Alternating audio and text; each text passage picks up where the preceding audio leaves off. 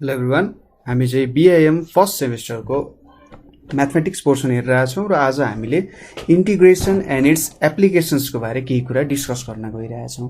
यसको थ्योरिटिकल पोर्सन्सहरू र यसको केही एप्लिकेसन्सहरू रिलेटेड टु इकोनोमिक्स है।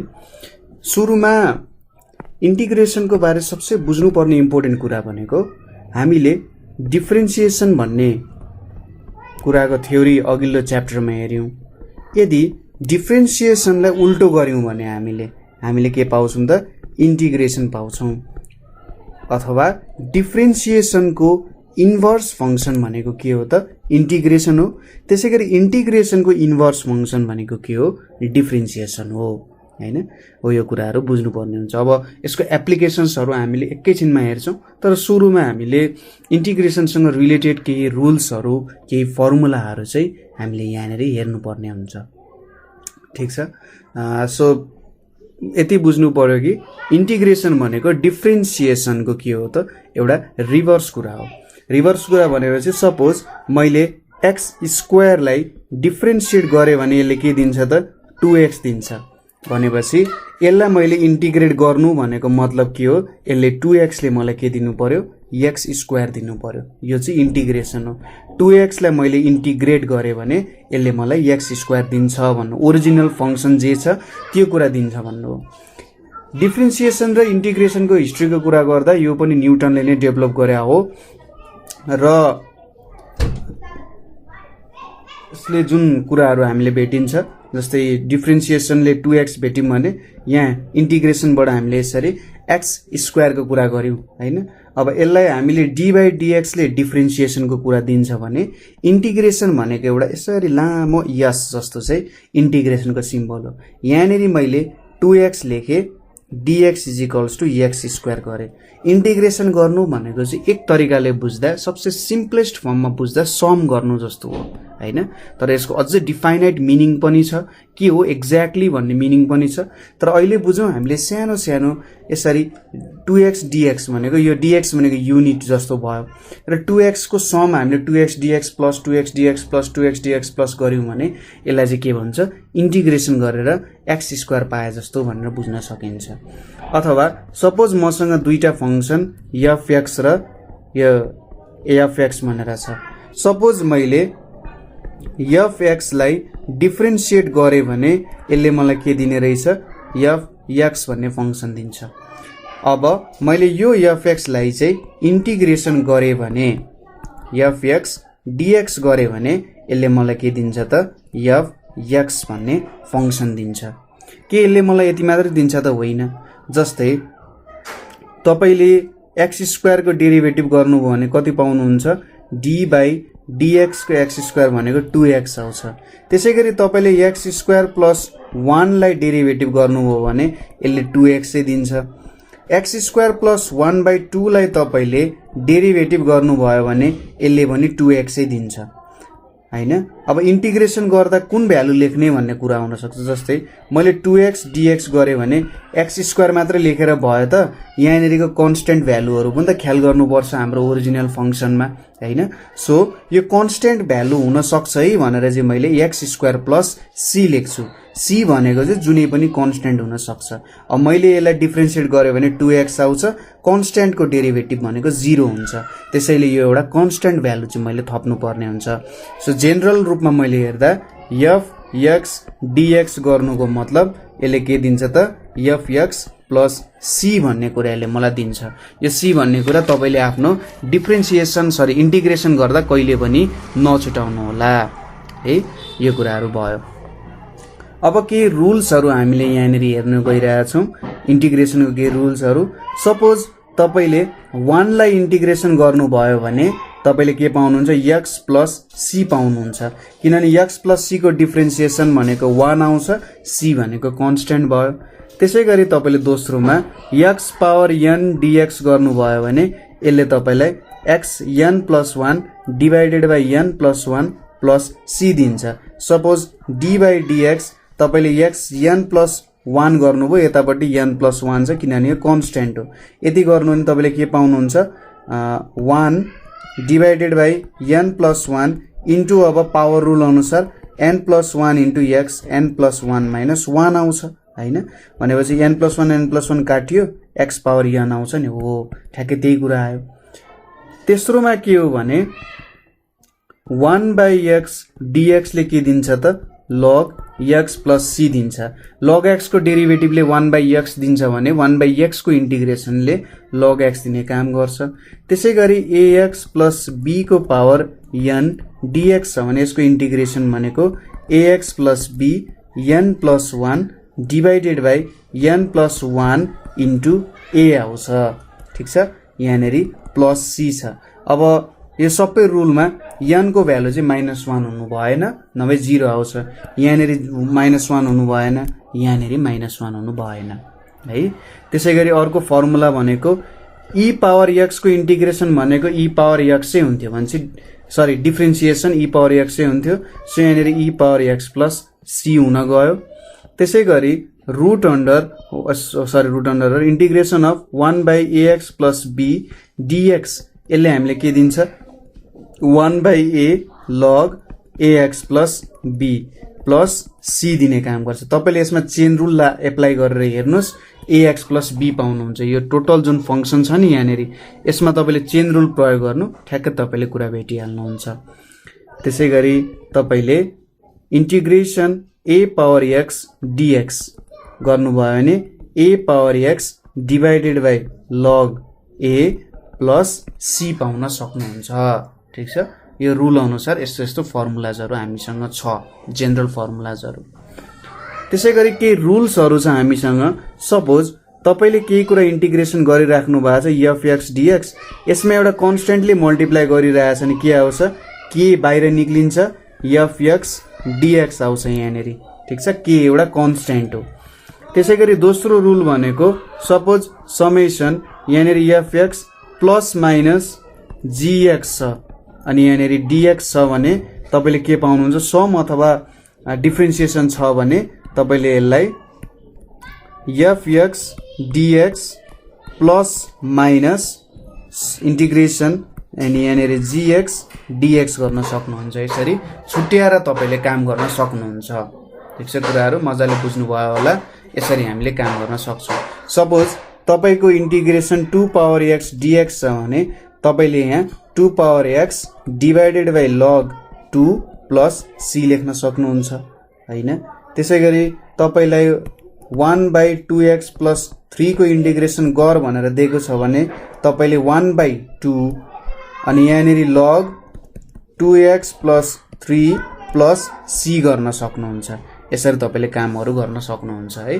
प्रब्लमहरु आउँदाखेरि ठ्याक्क गर्ने र कुनै ठाउँमा प्रब्लम भयो भने मलाई सोध्न सक्नुहुन्छ। इन्टिग्रेसन अलिकति डिफरेन्सिएसन भन्दा गाह्रो कुरा नै छ, किनभने डिफरेन्सिएसन जस्तो सटिक सट्टा हामीले काम गर्न सक्दैनौं हैन। इन्टिग्रेसनमा धेरै प्रकारको हामीले ट्रिक्सहरु एप्लाई गर्नुपर्ने हुन्छ। त्यो भएर तपाईले जति सक्दो धेरै इन्टिग्रेसनको प्रब्लमहरु सल्भ गर्ने हैन। जति धेरै सक्नुहुन्छ नि त्यति धेरै चाहिँ तपाईहरुले इन्टिग्रेसनको प्रब्लम सल्भ गर्नुभयो भने मात्रै तपाईले इन्टिग्रेसन गर्न सक्नुहुन्छ, नभए गाह्रो हुन्छ हैन। यसो हेर्दै एक दुईवटा प्रब्लम आउँछ तर त्यो भन्दा अर्को प्रब्लम नै डिफरेन्ट भइदिन सक्छ है। त्यसैले जति धेरै हुन्छ त्यति धेरै प्रब्लम सल्भ गर्ने। कुनै प्रब्लममा अड्किनु भयो भने नेपाल अनलाइन स्कुल तपाईहरुसँग छँदैछ। जति बेला पनि कल गर्दा हुन्छ, प्रब्लम सेन्ड गर्ने, हामी तपाईलाई ठ्याक्कै प्रब्लम सल्भ गरेर चाहिँ पठाइदिन्छौं है। अब चाहिँ हामीले इन्टिग्रेसनमा युज हुने एक दुईवटा टेक्निक्सको बारे कुरा गर्न गइरहेका छौं, जसले चाहिँ इन्टिग्रेसनको प्रब्लम्सहरुलाई के गर्छ सजिलो बनाइन्छ। पहिलो छ हामीसँग सब्स्टिट्युसन मेथड। सब्स्टिट्युसन मेथडमा हामीले जेनरली के काम गर्छौं भने एउटा फंक्सनको साटो हामीले यसरी एउटा भ्यालु सब्स्टिट्युट गर्दिन्छौं कि त्यसको कारण इन्टिग्रेसन सजिलो होस् हैन। सबै इन्टिग्रेसन स्ट्यान्डर्ड फर्ममा हुन्छ भन्ने छैनन्। यो माथिको जति फर्मुलाहरु छ त्यो सबै स्ट्यान्डर्ड फर्ममा भएको इन्टिग्रेसनको लागि मात्रै हामी युज गर्न सक्छौं, तर जहिले पनि के त स्ट्यान्डर्ड फर्ममा नहुन सक्छ। यदि स्ट्यान्डर्ड फर्ममा छैन भने त्यो बेला हामीले सब्स्टिट्युसन मेथडहरु जस्तो मेथडहरु एप्लाई गर्नुपर्ने हुन्छ। धेरैवटा मेथड छ। यहाँनेर चाहिँ हामीले सब्स्टिट्युसन मेथड र बाइ पार्ट्सको मेथडमा थोरै स्टडी गर्छौं हैन। पहिलो दुईटा फर्म छ यसको। एउटा फर्म 1 मा चाहिँ के छ भने सपोज हामीले एउटा फंक्सन दिएको छ f x यसको पावर n छ, अर्को फंक्सन छ f x dx भनेर छ, एन्ड अर्को टाइपको फंक्सन भनेको चाहिँ समेसन यहाँनेरि f x डिभाइडेड बाइ यहाँनेरि f x पावर n छ dx छ। यसरी हामीलाई फंक्सन्स दिएको छ भने हामीले कसरी काम गर्न सक्छौं त भन्दा जुनै पनि दुईटै फर्ममा यसले काम गर्छ। हामीले let y is equals to f x भनेर सपोज गर्छौं भनेपछि यहाँनेर हेर्नुस् dy अपन dx भनेको के आउँछ f डैश x हुन्छ। अभियस कुरा भयो भनेपछि यहाँनेर अब हामीले dy भनेको के सब्स्टिट्युट गर्न सक्छौं, सरी यहाँनेर f डैश x है, यहाँनेर f डैश x छ, त्यतिकै त हुँदैन, f डैश सिधै हुन्थ्यो नभए त के हुन्थ्यो f x n+1 को फर्ममा आउँथ्यो, सजिलै काम गर्न सकिन्थ्यो हैन। सो f डैश x छ। यहाँनेर यो इन्टिग्रेटेड यसको डिफरेन्शियल के फर्ममा छ भन्न खोजेको f dash x dx substitute गर्यौं भने यो इन्टिग्रेसन हाम्रो केमा चेन्ज हुन्छ त यहाँनेर fx को ठाउँमा मैले y लेखे y पावर n र f dash x into dx को ठाउँमा dy लेख्न सके र यसलाई त हामीले सिधै अब yn+1 divided by n+1 plus c को फर्ममा लेख्न सक्छौं। त्यसैगरी यसलाई हामीले के लेख्न सक्यौं त f डैश x dx भनेको dy हुने भयो, यतापटि y को पावर n आउने भयो भनेपछि यसलाई गर्दा काम गर्दा y को पावर n -1 सरी y को पावर -n dy हुन्छ र यहाँनेर के आउँछ y को power -n+1 divided by -n+1 plus c चाहिँ हाम्रो यस्तो फर्ममा आउने गर्छ। यदि यहाँनेर एउटा फंक्सन छ त्यो फंक्सनको डेरिभेटिभ यसरी दिएको छ हामीलाई र यो फंक्सन चाहिँ जति पावरमा होस् हामीलाई मतलब भएन, ठीक छ। यसरी सजिलै इन्टिग्रेट गर्न सकिन्छ। अर्को फर्म छ, अर्को फर्म 2 भनेर छ। यो फर्म 2 मा चाहिँ हामीले कसरी काम गर्न सक्छौं भने सपोज हामीलाई f x दिएको छ र अर्को भनेको gx भनेर दिएको छ, और हामीलाई और भन्दा नि एन्ड लेख्दा ठीक होला, एन्ड हामीलाई यस्तो अर्को फर्ममा छ f x यहाँनेर dx भइहाल्यो, यतापट्टि gx ले के गरेको छ डिभाइड गरेको छ। अब यस्तो फर्ममा सोध्यो भने लगभग एउटा सर्टेन फर्मेटमा यिनीहरु चाहिँ एकअर्काको डेरिभेटिभमा चेन्ज हुन सक्छन्, ठीक छ। यिनीहरु एकअर्काको सर्टेन डेरिभेटिभको फर्मेटमा चेन्ज हुन सक्छन्। जस्तै कस्तो हुन सक्छ भन्दा हेर्नुस् त क्वेशन भनेको integration 1 by x 1 plus log x को होल क्यूब dx हुन सक्छ है। अब यहाँनेर त f x dx यस्तो फर्मेटमा त छैन, यो फर्मेटमा त छैन, यो माथि f डैश x छैन भनेपछि यहाँनेर हामीले के गर्न सक्छौं, यहाँनेर हेर्नुस् त अब let y is equals to 1 plus log x भनेर सब्स्टिट्युट गर्ने, देन के हुन्छ त dy अपन dx 1 लाई डेरिभेटिभ गर्नु भनेको 0, log x लाई 1 बाइ x हुन्छ, देन के भयो त dy भनेको के हुने भयो 1 बाइ x dx हुने भयो। सो हामीले यहाँनेर के लेख्न सक्यौं यसलाई हेर्नुस् त, यसलाई मैले dx by x into 1 by 1 plus log x को होल क्यूब भनेर लेखे भने चाहिँ dx बाइ x भनेको dy हुन्छ र यो भनेको 1 बाइ y को क्यूब भयो र यसलाई त तपाईले सजिलैसँग इन्टिग्रेसन गर्न सकिहाल्नुहुन्छ। यस्तो फर्मेटमा तपाईहरुलाई क्वेशन सोध्न सक्छ है। हो यस्तो खालको मेथडहरु गर्नु पर्यो नि कुनलाई चाहिँ सब्स्टिट्युसन गर्न मिल्छ त्यसलाई मजाले सब्स्टिट्युट गर्ने र त्यही अनुसार के गर्नु पर्यो हामीले काम गर्नु पर्यो है। यो दुईटा फर्मेट याद गर्ने र क्वेशन्सहरु यही अनुसार सल्भ गर्ने। लगभग यसको तपाईले 100 वटा जति क्वेशन सल्भ गर्न नि मजाले काम गर्न सक्नुहुन्छ है। मैले भनिहाले अघि नै इन्टिग्रेसनको कुनै हार्ड एन्ड फास्ट रुल छैन, तपाईले एकदम मजाले प्र्याक्टिस गर्नुपर्छ। डिफरेन्सिएसनको त्यति प्र्याक्टिस गर्नु पर्दैन होला, डिफरेन्सिएसन पनि प्र्याक्टिस गर्नुपर्छ तर इन्टिग्रेसन जति डिफरेन्सिएसन प्र्याक्टिस गर्नु पर्दैन किनभने डिफरेन्सिएसन सजिलो हुन्छ। 10-15 वटा प्रब्लम गरिसकेपछि यसरी हुने रहेछ सजिलो तरिका छ भन्ने टाइपको कुराहरु आउँछ। अब हामीले हेर्ने भनेको चाहिँ integration by parts. Integration by पार्ट्सको केही नियमहरू रुलहरू हेर्न गइरहेछौँ। अब इन्टिग्रेसन बाई पार्ट्सको म तपाईहरूलाई अरू त धेरै कुरा भन्दिनँ। जस्तै सपोज मसँग u एन्ड v भन्ने छ दुईटा डिफ्रेन्सिएबल फङ्क्सन्स।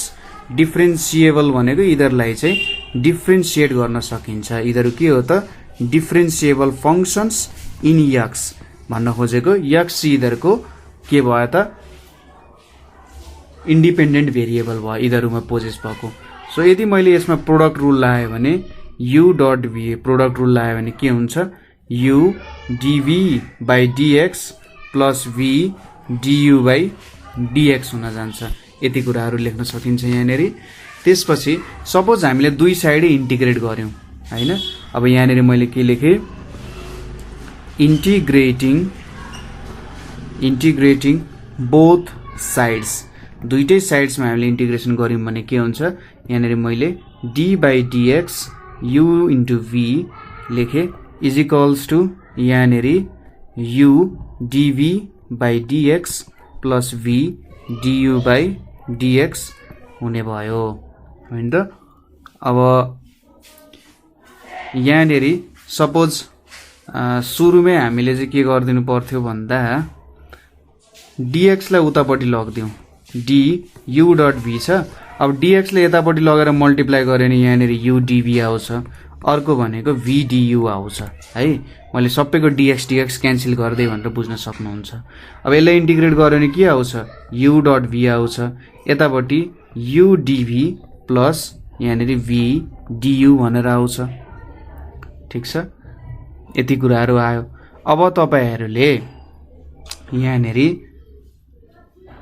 u dv लाई एकतिर राख्नुहोस् र uv यतापट्टि लग्यो माइनस v du हुन गयो है। अब यहाँनिर के लेख्न सक्नुहुन्छ हेर्नुहोस् त u dv by dx into dx is equals to uv minus v यहाँनिर du by dx into dx भनेर लेख्न सक्नुहुन्छ। ठिक छ।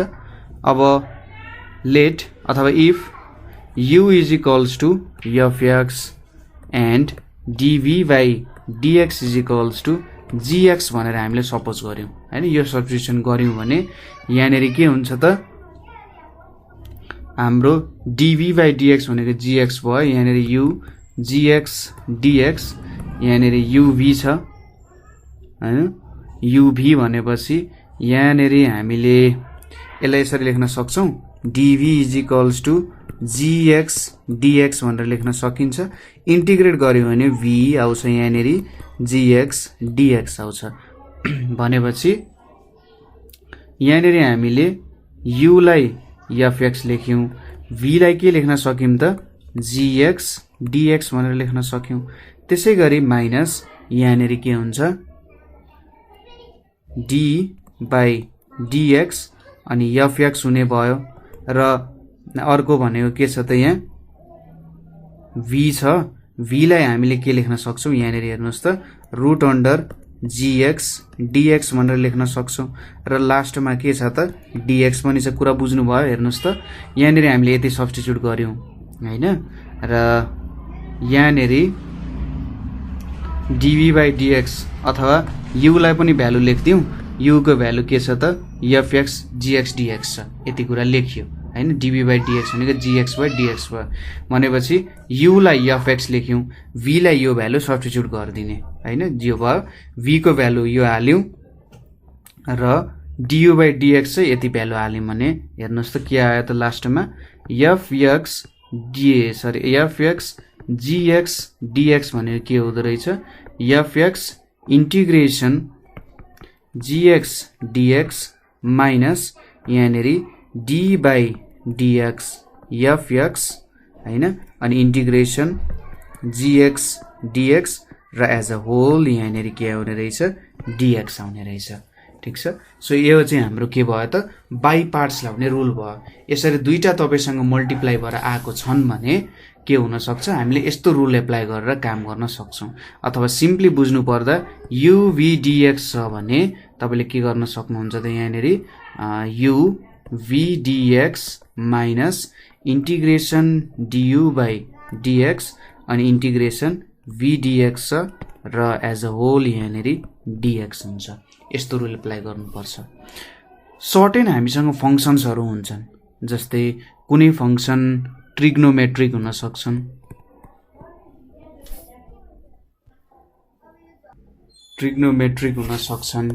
हैन। ट्रिग्नोमेट्रिक भनेको साइन, कस, ट्यान यस्तो फर्ममा हुन सक्छन्।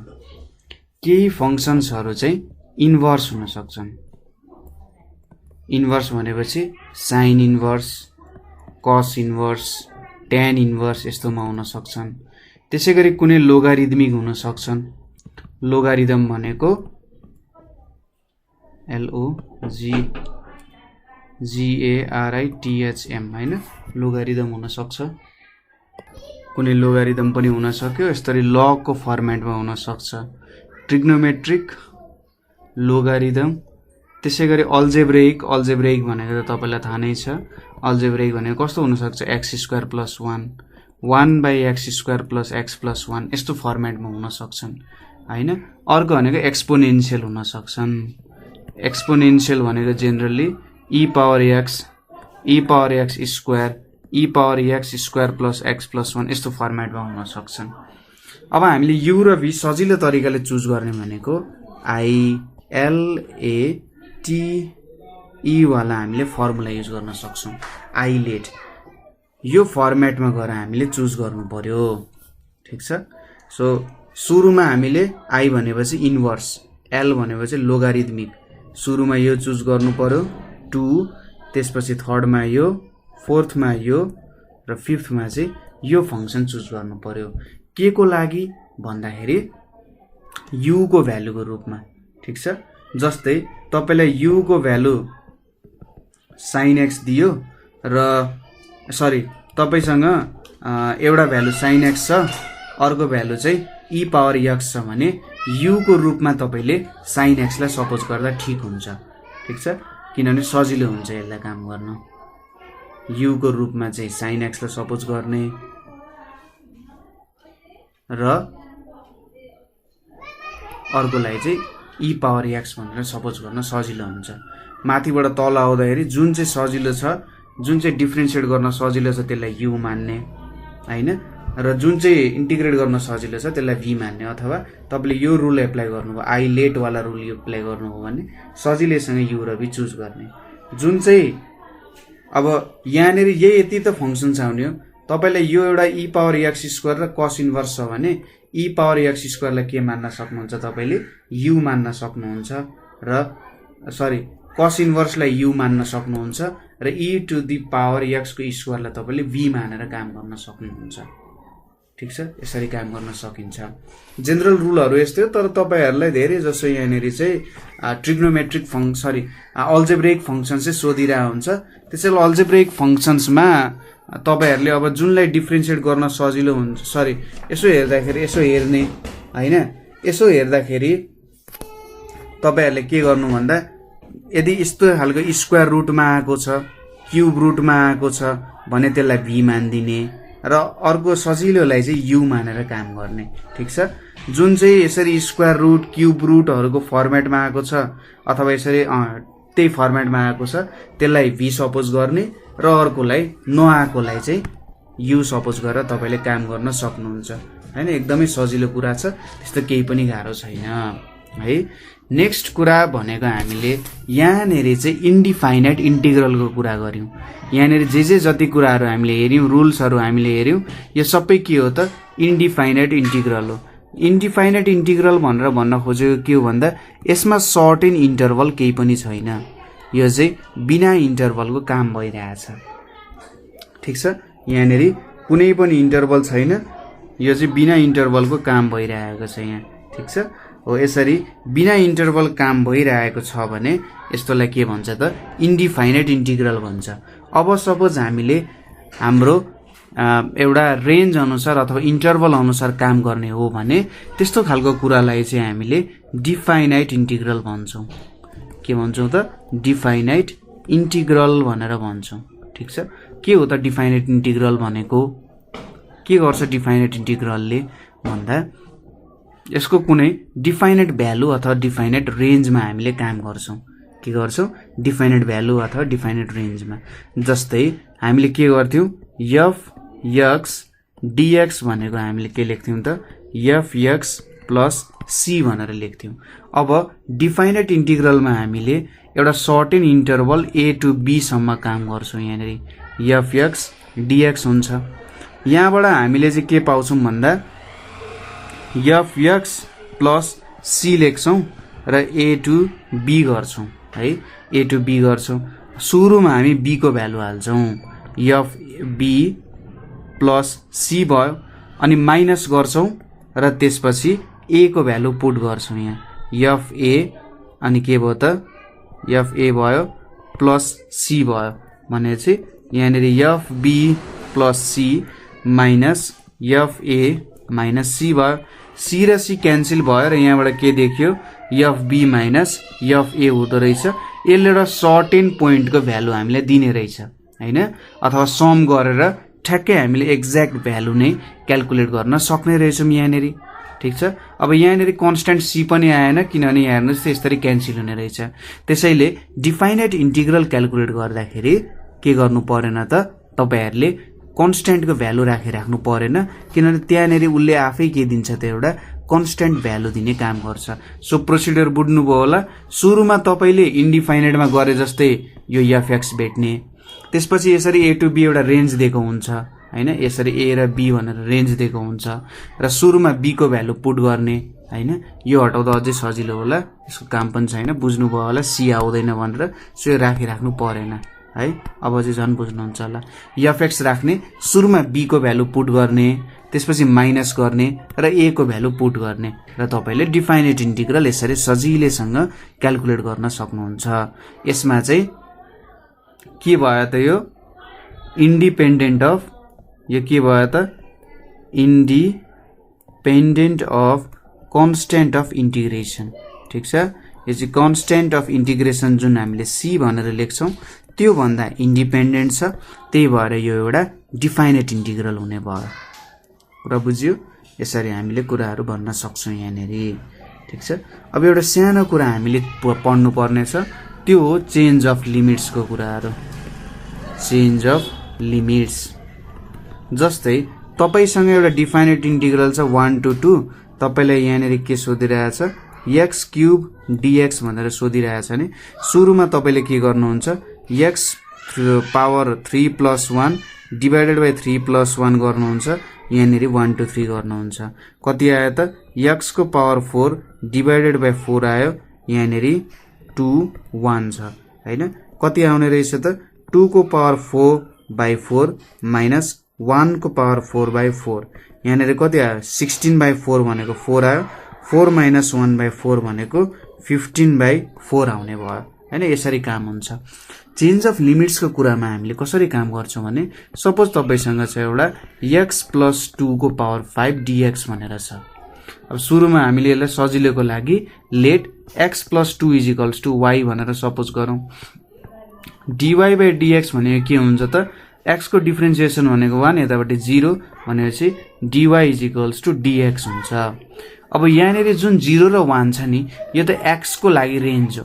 अब y को लागि हामीले रेन्ज कसरी भेट्छौं त भन्दा सुरुमा हामीले तलको भ्यालु 0 पुट गर्छौं x मा हैन। when x = 0 y को भ्यालु के हुन्छ त? 0 + 2 भनेको 2 हुन्छ। त्यसैगरी x को भ्यालु 1 हुँदाखेरि अब माथिको भ्यालु पुट गर्छौं। y को भ्यालु के हुन्छ? 1 + 2 भनेको 3 हुन जान्छ। सो अब मैले y मा चेन्ज गरे भने के गर्नु पर्यो त? यहाँनेरि 2 देखि 3 y को पावर 5 dy यसरी लेख्नु पर्ने हुन्छ 2 to 3 हो। यही कुरालाई चाहिँ चेन्ज अफ लिमिट्स को कन्सेप्ट भन्छ। तपाईले यो भ्यालुहरु सब्स्टिट्युट गरेर अर्को भ्यालुमा एक्सप्रेस गर्नुभयो डिफाइनाइट इन्टिग्रललाई, अर्को भ्यालुमा एक्सप्रेस गर्नुभयो भने तपाईले यहाँनेरिको जुन लिमिटको भ्यालुजहरु छ, यो इन्टरभलको रेन्ज जस्तो छ, त्यसलाई पनि के गर्नुपर्ने हुन्छ? तपाईहरुले चेन्ज गर्नुपर्ने हुन्छ। नभए आन्सर चाहिँ मिस्टेक आउन सक्छ किनभने x को रेन्ज पो 0 र 1 हो त, y को रेन्ज त 0 र 1 होइन। y त x बाट आएको एउटा भ्यालु हो, त्यसैले त्यो कुरामा ख्याल पुर्याउनु पर्ने हुन्छ है। ठीक छ।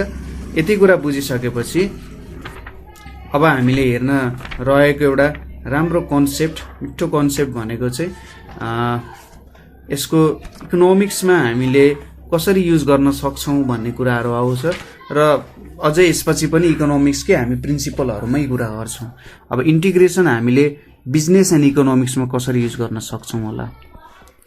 एप्लिकेसन अफ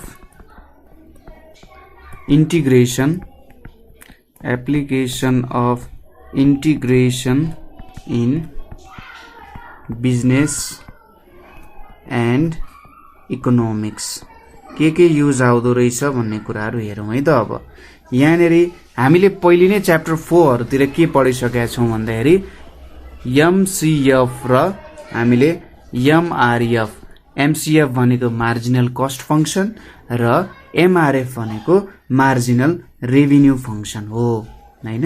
अब मार्जिनल कस्ट फंक्सन भनेको के हो त, डेरिभेटिभ अफ कस्ट फंक्सन। ठीक छ, डेरिभेटिभ अफ कस्ट फंक्सनलाई मार्जिनल कस्ट फंक्सन भन्छ र derivative of revenue function, R ले रेभिन्यू फंक्सनलाई डिनोट गर्छ। डेरिभेटिभ अफ रेभिन्यू फंक्सन भनेको चाहिँ के हो त, मार्जिनल रेभिन्यू फंक्सन हो। अब हामीले यो डेरिभेटिभ छ यहाँनेरि, यो डेरिभेटिभलाई इन्टिग्रेट गर्यौं भने त हामीले के पाउँछौं, कस्ट फंक्सन पाउँछौं। हामीले मार्जिनल कस्ट फंक्सनलाई इन्टिग्रेसन गर्यौं भने के पाउँछौं त, हामीले कस्ट फंक्सन पाउँछौं। त्यसैगरी हामीले मार्जिनल रेभिन्यू फंक्सनलाई जुन r-x भनेर छ यसलाई हामीले इन्टिग्रेट गर्यौं भने हामीले रेभिन्यू फंक्सन भनेर क्याल्कुलेट गर्न सक्छौं। देयरफोर हामीले कस्ट फंक्सन CF भेट्नु छ भने के गर्नु पर्यो त, dc/dx इन्टु dx गर्नु पर्यो। यसको मतलब यो भनेको त c' x इन्टु dx हो। यहाँबाट हामीले cx प्लस k भनेर भेट्यौं। यसरी एउटा k भनेको कन्स्ट्यान्ट हो, कस्ट फंक्सन भेट्यौं। त्यसैगरी रेभिन्यू फंक्सन भनेको के हुन्छ त, r' x dx हुन्छ। यहाँनेरिबाट के आयो, rx प्लस k भनेर आयो हाम्रो रेभिन्यू फंक्सन हैन। यसरी कस्ट फंक्सन र रेभिन्यू फंक्सन हामीले क्याल्कुलेट गर्न सक्छौं र कन्डिसन दिएको अनुसार हामीले के को भ्यालु पनि सजिलैसँग क्याल्कुलेसन गर्न सक्छौं। त्यस्तो केही पनि गाह्रो हुँदैन। जस्तै कहिलेकाहीँ के दिन सकेको हुन्छ त, मार्जिनल कस्ट फंक्सन भनेको चाहिँ 4 - 6x दिएको छ, फिक्स्ड कस्ट भनेर कति दिएको छ, 6 भनेर दिएको छ। अब हामीले कस्ट फंक्सन भेट्नु पर्ने छ। कस्ट फंक्सन भनेको के हुन्छ त, समे integration marginal cost function into dx भनेर हुन्छ। भनेपछि यहाँनेरि 4 - 6x dx छ हैन र यहाँनेरि अब 4dx - 6x dx भयो यहाँ है। अब यो भनेको 4x आयो, यतापट्टि हामीले 6x²/2 प्लस k भनेर लेख्यौं। कस्ट फंक्सन छ CF इजिकल्स टु यहाँनेरि 4x - 3x² प्लस k भनेर आयो। अब यहाँनेरि के दिएको छ, फिक्स्ड कस्ट भनेर चाहिँ हामीलाई कति दिएको छ, 6 भनेर दिएको छ। सो फिक्स्ड कस्ट भनेको यहाँनेरि हाम्रो x को भ्यालुसँग डिपेन्डेन्ट छैन। भनेपछि x को भ्यालु 0 हुँदा कस्ट फंक्सन कति हुँदो रहेछ, 6 हुँदो रहेछ। भनेपछि 6 इजिकल्स टु 0 - 0 प्लस k भनेपछि के आयो त, k इजिकल्स टु 6 आयो। भनेपछि हाम्रो कस्ट फंक्सन भनेको के रहेछ त, 4x - 3x² प्लस 6 चाहिँ हाम्रो कस्ट फंक्सन रहेछ। हामीले फिक्स्ड कस्ट को रुलबाट यो निकालेर काम गर्यौं। ठीक छ। अब विभिन्न कन्डिसन अनुसार हामीले विभिन्न कामहरु गर्नुपर्ने हुन्छ, त्यही अनुसारको क्वेशन्सहरु हामीले सोध्छ। जनरली हामीले यस्तै इकोनोमिक्सकै प्रब्लमहरु सँगै सोध्ने गर्छ। त्यसैले यो प्रब्लमहरुमा तपाईहरुले थोरै दखल गर्नु पर्यो, प्र्याक्टिस गर्नु पर्यो है। अब यसपछि अझै इम्पोर्टेन्ट कुरा आयो। यहाँनेरि चाहिँ अब हामीले इन्टिग्रेसनले खासमा गर्ने काम के हो त, इन्टिग्रेसनको खास युज कहाँ हुन्छ त भन्दा यसले चाहिँ एरिया अन्डर कर्व भेट्ने काम गर्छ। ठीक छ। एरिया अन्डर कर्व भनेको चाहिँ के होला त भनेर सोध्नु होला। यसको लागि म सानो एउटा फिगर देखाउँछु। सपोज मैले यसरी एउटा सर्टेन कोअर्डिनेट एक्सिस बनाए है, यतापट्टि x भयो, यतापट्टि y भयो। अब यो एउटा मैले यसरी कर्व बनाए अरे, ल ठीक छ। यो कर्वको सपोज यहाँनेरि मैले ल यहाँबाट यसरी लाइन ताने, ठिक छ, र यहाँबाट यसरी लाइन ताने अर्को है। सपोज यसलाई ए भनेर मानौँ, यसलाई बी भनेर मानौँ है। अब तपाईले इन्टिग्रेसन गर्नुभयो, यो कर्वलाई इन्टिग्रेट गर्नुभयो भने यहाँ बीचको जुन एरिया छ, सपोज यसलाई सिडी मानौँ, उसले चाहिँ इन्टिग्रेसनले के दिन्छ त, एरिया अफ एबिडिसी दिन्छ। यो एबिडिसी मा जति भित्र एरिया छ नि हो त्यो एरिया चाहिँ त्यसले दिने काम गर्छ, ठिक छ। अब डिफाइनेट इन्टिग्रल गर्यौं भने हामीले यहाँनेर एउटा डिफाइनेट पोइन्ट्सहरुमा क्याल्कुलेसन गर्छौं। सो यहाँनेर हेरौं, सपोज यो भ्यालु भनेको चाहिँ हामीले a,0 भनेर सपोज गरौं। त्यसैगरी यो भ्यालु भनेको हामीले b,0 भनेर सपोज गरौं है। a,0 र b,0 भनेर सपोज गरौं।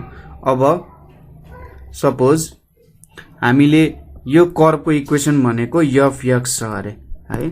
अब हामीले के काम गर्नु पर्यो त, यहाँ हेर्नुस् त, a to b f(x) dx भनेर हामीले इन्टिग्रेट गर्यौं भने के पाउँछौं मलाई, ल एकचोटी चेक गरौँ है। सपोज ab एउटा कन्टिन्युअस कर्व हो, ठीक छ, काहीँनेरि पनि बिग्रेको भत्केको छैन हैन। अब यहाँनेरि हामीले ac पनि बनायौं र bd यो चाहिँ यो c भयो, यो d पोइन्ट भयो, abcd हामीले यहाँनेरि क्रिएट गर्यौं है। अब यहाँनेरि हामीले अर्को काम के गर्छौं भने, हेर्नुस् है त, हामीले यहाँनेरि गर्ने काम भनेको यो भाग जुन छ नि, यो x लाई हामीले यति सानो सानो भागहरुमा डिभाइड गर्छौं। यसलाई हामीले सानो सानो भागहरुमा के गर्छौं त, डिभाइड गर्छौं। अब इन्टिग्रेसनको खास कुरा पनि तपाईले यहीँनेरि बुझ्न सक्नुहुन्छ। अब हेर्नुस् है त, सो यसलाई मैले यसरी डिभाइड गर्दै गए, यो कर्वलाई म डिभाइड गर्दै जान्छु है। यो कर्वलाई म डिभाइड गर्दै गए, 90 डिग्री हुनु पर्ने तर ठिकै छ। ल यसरी तपाईले डिभाइड गर्दै जाने है। यसरी मैले डिभाइड गर्दै गए, लाइन सिधा नहोला। ल यसरी मैले डिभाइड गर्दै गए कर्वलाई, र यो भागहरु सबैलाई के मान्नु त, dx भनेर मान्नु। एकदमै सानो सानो भाग छ, ठीक छ, यो भाग dx हुने भयो। सबै भागहरु यहाँको के हुने भयो त, हेर्नुस् त, यो भाग पनि dx नै हो, यो भाग पनि के हो, dx नै हो, यति भाग पनि dx नै हो, डिस्टेन्स यति भागको डिस्टेन्स पनि dx नै हो, यो सबै भागको डिस्टेन्स के हो त, dx हो। सोच्नुस् यस्तो एकदमै धेरै नम्बरमा dx हरु छन् है। भनेपछि यो पोइन्ट देखि हेर्नुस् त, यो पोइन्ट देखि तपाईले यो पोइन्टमा पुग्नु पर्यो भने a प्लस dx गर्नु पर्यो। त्यसैगरी यो पोइन्ट देखि, यो फर्स्ट पोइन्ट देखि तपाईले यो पोइन्टमा पुग्नु पर्यो भने a प्लस 2 इन्टु dx गर्नु पर्यो। थर्ड पोइन्ट सम्म पुग्नु पर्यो भने a प्लस 3 इन्टु dx गर्नु पर्यो। लास्ट सम्म पुग्नु पर्यो भने a प्लस n dx गर्नु पर्यो हैन। लाइक यो पोइन्ट त b भइहाल्यो, यो भनेको b हुन्छ, a प्लस n dx भनेको b हुन जान्छ। अब यहाँनेरिको भ्यालु y हुन्छ, यहाँनेरि पनि सर्टेन y1 आउला, y2 आउला, y3 आउला, y4 y5 हुँदै आउला नि हो। यहाँनेरि हामीले गरेको काम के हो त, हेर्नुस् त, कुरा बुझ्नु भयो होला। अब यहाँनेरि जुन fx छ, यो fx भनेको के हो त, y dx हो। y ले हामीलाई लम्बाई दिइरहेछ, dx ले हामीलाई विड्थ दिइरहेछ। एउटा रेक्टेंगलको एरिया क्याल्कुलेट गरे जस्तो भयो हैन। रेक्टेंगलमा के हुन्छ, यो भ्यालु ब्रेथ भयो, यो भ्यालु लेन्थ भयो। यसरी यो मल्टिप्लाई गरेपछि त हामीले एरिया पाउँछौं नि। र यस्तो भ्यालुजहरु हामीले सबैको एरिया मल्टिप्लाई, a देखि b सम्मको प्रत्येक ट्रायंगलको एरिया मल्टिप्लाई रेक्टेंगलको एरिया रेक्टेंगलको एरिया भेट्दै सम गर्दै गर्दै गर्दै गर्दै जा भने जस्तो हो। तपाईले एकदम सानो सानो बनाउनु हो भने यहाँनेरि त कस्तो बन्छ भने नि, यो कर्वमा यसरी स्ट्रेट लाइनै जस्तो आइदिन्छ कि, यसरी यहाँनेरि स्ट्रेट लाइन जस्तै बन्दिन जान्छ। यसरी स्ट्रेट लाइन बन्दै तल झर्छ के, यहाँ यसरी स्ट्रेट लाइन बन्दै तल झर्छ।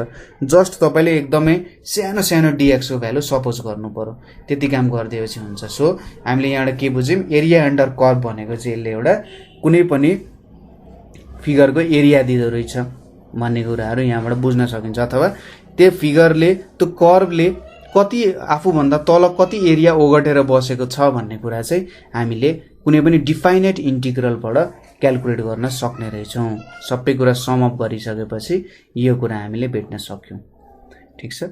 अब यहाँ त हामीले y को टर्म्समा गर्यौं, कहिलेकाहीँ चाहिँ कस्तो हुन सक्छ त भन्दा, सपोज हामीसँग एउटा कर्व छ x = gy भन्ने कर्व छ अरे, ठीक छ।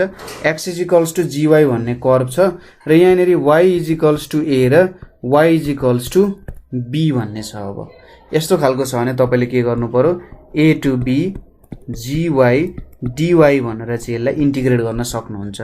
जस्ट यसको उल्टो त हो, उतानेरि x को फंक्सन हो नि यता y को त फंक्सन हो, सेम कुरा हो। त्यही हामीले डिपेन्डेन्ट भेरिएबल र इन्डिपेन्डेन्ट भेरिएबल चेन्ज मात्रै गरे हो है। त्यसैगरी सपोज एउटा कर्व छ हामीसँग यहाँनेरि y1 = fx भनेर छ र y2 भनेको कति छ त gx भनेर छ अरे हैन। र इधरको ओर्डिनेट्स भनेको x = a र x = b छ अरे।